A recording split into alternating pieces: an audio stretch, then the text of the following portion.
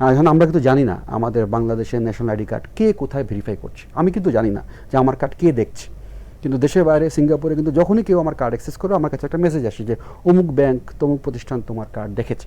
আমরা আরেকটা বিষয় একটু আপনার নজরে আনতে চাই। বিশেষ করে শুরু থেকে আমরা last 5 or 10 years or 15 years ধরে আমরা প্রথমে দেখেছি ডিজিটাল সিকিউরিটি অ্যাক্ট, তারপরে সাইবার সিকিউরিটি অ্যাক্ট, এখন বর্তমান সাইবার সিকিউরিটি অধ্যাদেশ, এবং পাশাপাশি আমরা জানি এখন পর্যন্ত একটা ড্রাফটিং পর্যায়ে আছে ডেটা প্রোটেকশন অ্যাক্ট।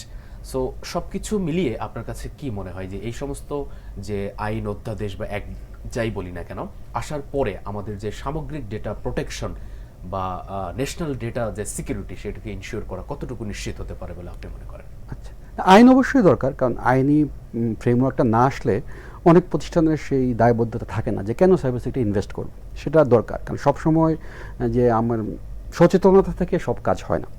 তো আমাদের আইন, আমি যেটা ড্রাফট সাইবার সিকিউরিটি অধ্যাদেশ সেটা দেখেছি।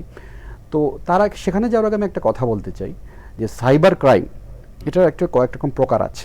একটা হচ্ছে যে যেমন সিস্টেম, যে শোন আপনি একটা আমাদের বাংলা ভীষণই ধরেন যে আপনারা ব্রডকাস্ট করেন, এটা একটা সিস্টেম, স্যাটেলাইট কানেকশন থাকতে পারে, থাকতে পারে, আমি এটাকে অ্যাটাক করে এখানে একটা ক্ষতি করার চেষ্টা করতে পারি, এটা এক ধরনের ক্রাইম।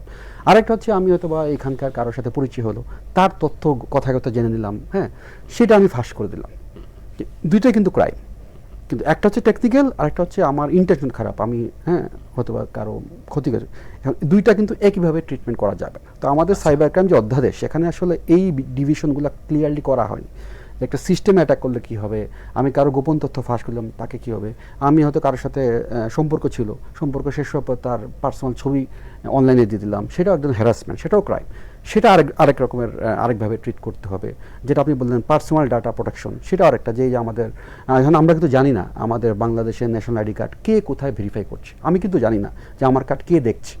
কিন্তু দেশের বাইরে সিঙ্গাপুরে কিন্তু যখনই কেউ আমার কার্ড অ্যাক্সেস করে আমার কাছে একটা মেসেজ আসে যে অমুক ব্যাংক তমুক প্রতিষ্ঠান তোমার কার্ড দেখেছে।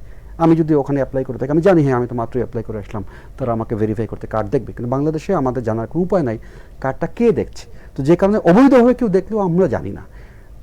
তো এই জিনিসগুলো আমাদের সাইবার ক্রাইম একটু ক্লিয়ারলি ডিফাইন করতে হবে, কারণ প্রত্যেকটার অপরাধ এবং প্রকৃতি আলাদা। অনলাইন হ্যারাসমেন্ট, স্ক্যাম, যেমন বিকাশ থেকে নাহিদ বলছি, এটাও এক ধরনের ক্রাইম, সেটার এক ধরনের আছে। আরেকটা হচ্ছে টেকনিক্যাল সফিস্টিকেটেড ক্রাইম। আবার একটা প্রবলেম হচ্ছে অনেক ক্রাইম হয় দেশের বাইরে থেকে, সেটার ফ্রেমওয়ার্ক কীভাবে আসবে। আবার ধরেন আমার মোবাইল থেকে হয়তো বা কেউ ক্রাইম করেছে, কিন্তু সেটা আমি নাও হতে পারি, আমার অজান্তেও হয়ে যেতে পারে। তাহলে কি দোষী আমি না যে করেছে সে, সেটা আপনি কিভাবে ডিফাইন করবেন? এই জন্য সাইবার ক্রাইমটাকে আসলে আরেকটু সফিস্টিকেটেড ওয়েতে ডিফাইন করে, তা না হলে এটা অপব্যবহারের সুযোগ থেকে যায়।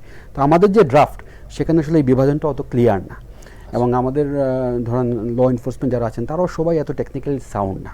তো তাদেরকে দেখা যায় হয়তো বা তারা ইন্টারপ্রেট করতে গিয়ে ভুল করতে পারেন, যারা কেস করছে তারাও ভুল বোঝাইতে পারে যে ভাই এটা আসলে এই, যেমন কেউ হয়তো আমার ডিভাইস আধা ঘন্টার জন্য হাতে পেলো, কিছু একটা করে আবার ফেরত দিয়ে দিল। এখন কিন্তু কাগজে কলমে আমি ক্রিমিনাল, কিন্তু সেটা কিন্তু ঠিক না। আবার আরেকটা আছে, ধরুন বিদেশে যেটা হয় যে আমি দেখলাম আপনার সিস্টেমে সমস্যা আছে, আমি রিপোর্ট করলে আমি কি ক্রিমিনাল না আমি কি হেল্পার, এটা আমাদের আইনে নাই।